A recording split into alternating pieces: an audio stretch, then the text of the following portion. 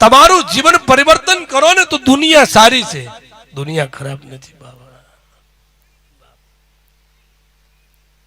દુનિયા સારી છે પણ મારે તમારી દ્રષ્ટિનો ભેદ છે બાપ. બસ હું તમે થોડાક બદલીએ. કહેવાને એક સાસુમાં હતા ને, એને વહુને બહુ ઝઘડો થાય.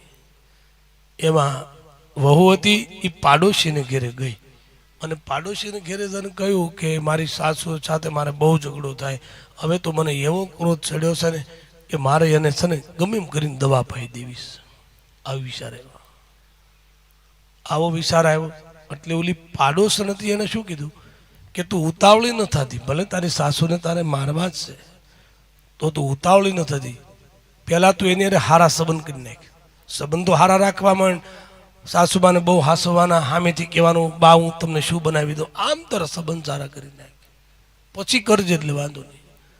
એટલે આ વહુ હતી ને ઘરે જઈ સાસુમાને દોડીને પાણી ભરીને આપે, લ્યો બા પાણી પી લ્યો. બા તમે ઉતાવળા ન થતા, બા તમે ઉતાવળા ન ચાલતા, લ્યો હાલ્યો લાકડીનો ટેકો. બા તમારે આજ બપોરે શાનું શાક ખાવું છે. આમ કરી અને સાસુ હારે વર્તન કરવા લાગી. એના કારણે એ સાસુ હતી ને એ પણ વહુના ઉપર પ્રેમ કરવા લાગી.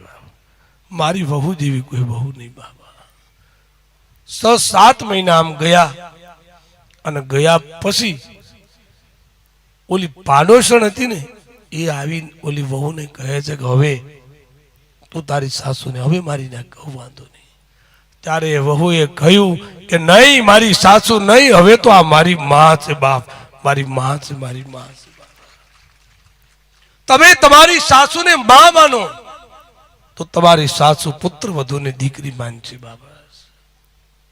ફક્ત દ્રષ્ટિ બદલવાનું છે. ગામ બદલે નહીં મેળ આવે, સંસારમાં બદલા કરે નહીં મેળ આવે. ફક્ત દ્રષ્ટિ, અને દ્રષ્ટિ બદલવા માટે આ કથાઓ છે. બસ મારા તમારા જીવનને બદલી નાખે એવી કથાઓ.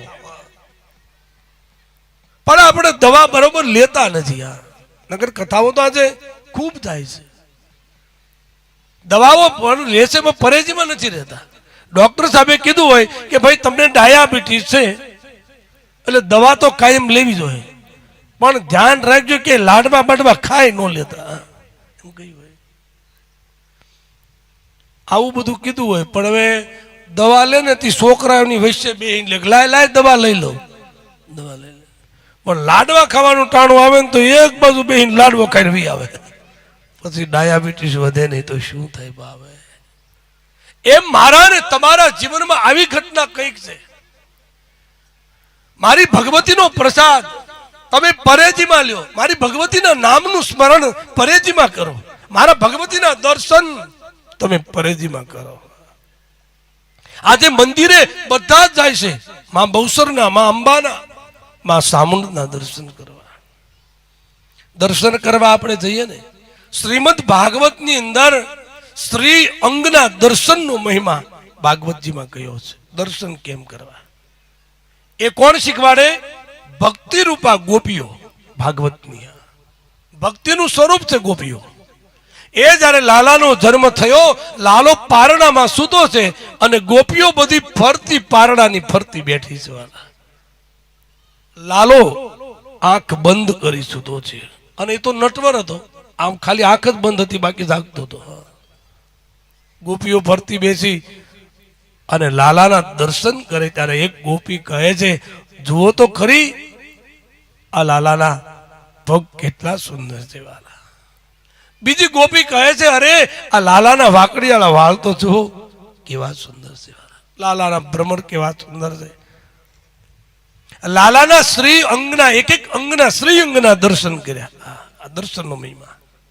તમે મંદિરે જાઓ ને ત્યારે આપણે બધાય મંદિરે જઈએ, મંદિરે દર્શન કરવા જાઓ ત્યારે શ્રી અંગના દર્શન કરજો કે મારી ભગવતીએ કેવી સુંદરી ઓઢી છે, મારી માં કેવી લાગે છે બાબા. મારી માએ કંઠમાં હાર પહેર્યો છે પણ મારી માં કેવી શોભે છે બાબા. મારી માના હાથમાં ત્રિશૂળ કેવી શોભા આપે છે. મારી માં ભગવતી, એના સ્વરૂપનું દર્શન કરજો.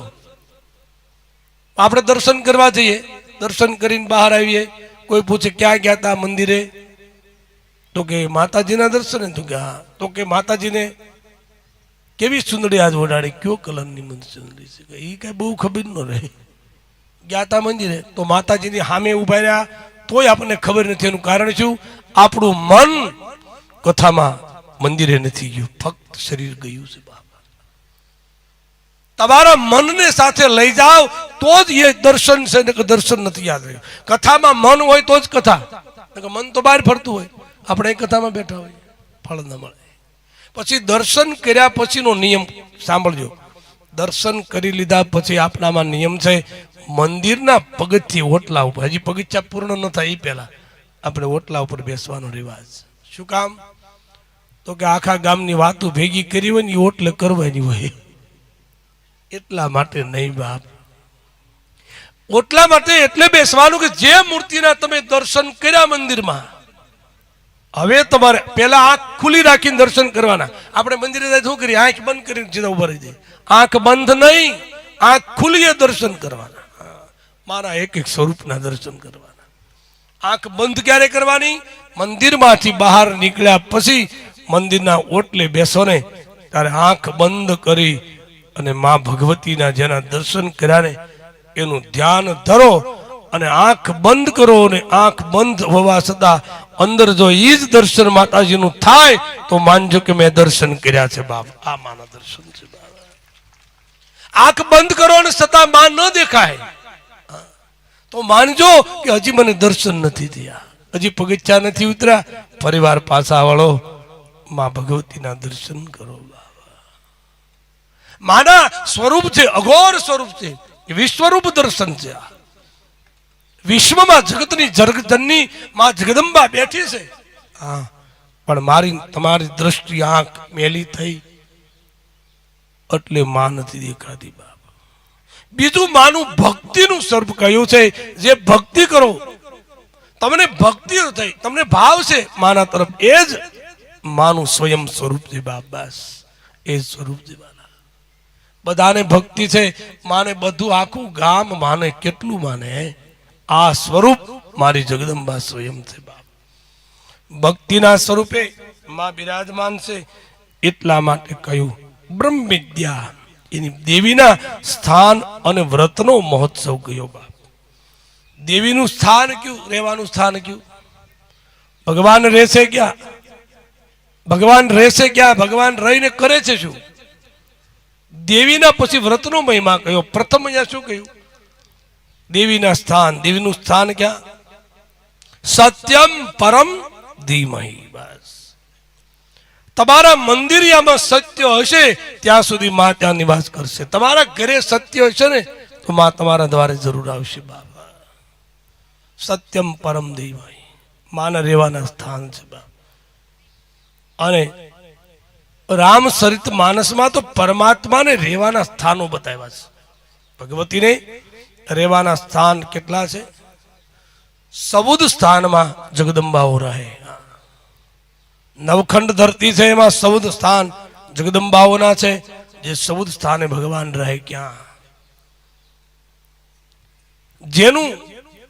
જેની આંખમાં કામ નથી, ક્રોધ નથી, લોભ નથી, એની દ્રષ્ટિમાં जिनके श्रवण समुद्र समान, जेना कान समुद्રના જેવા હોય કે કથાઓ સાંભળ્યા જ કરે તો એને એમ થાય કે આ તો વહેલું વહી જવું છે, કથા તો મારે સાંભળવી છે.